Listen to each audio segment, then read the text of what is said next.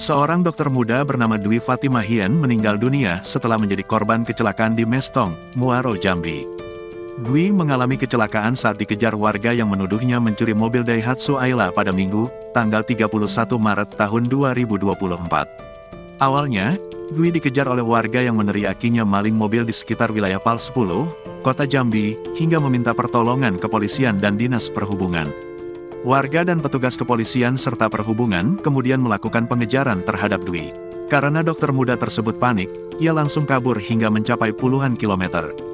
Dia baru berhenti setelah menabrak salah satu rumah warga. Pasiman, orang tua Dwi, tidak terima anaknya dituduh meninggal dunia saat melarikan diri karena terlibat pencurian. Dia menuntut agar polisi mengusut tuntas orang yang menuduh anaknya itu. Saya minta pihak berwajib mengusut tuntas dari adanya orang yang meneriaki maling hingga yang membuat anaknya celaka hingga mengalami kecelakaan, tegasnya. Atas kejadian tersebut, pihak keluarga menyayangkan tuduhan tidak berdasar tersebut oleh orang yang tidak bertanggung jawab. Menurutnya, mobil yang digunakan tersebut bukan mobil curian seperti yang dituduhkan. Pasalnya, mobil tersebut merupakan mobil pribadi milik mereka.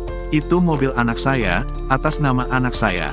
Bukan maling seperti yang diteriakkan orang, ujar Pasiman. Dia juga menuturkan, sebelum kejadian anaknya pamit dari rumah izin ingin ke rumah teman untuk mencari kontrakan usaha. Saat itu, dapat di wilayah Bayung Ngelencir, Sumatera Selatan. Tidak benar maling, ini bukti surat-suratnya, tuturnya sembari memperlihatkan surat BPKB dan lainnya. Download Tribun X sekarang, menghadirkan lokal menjadi Indonesia.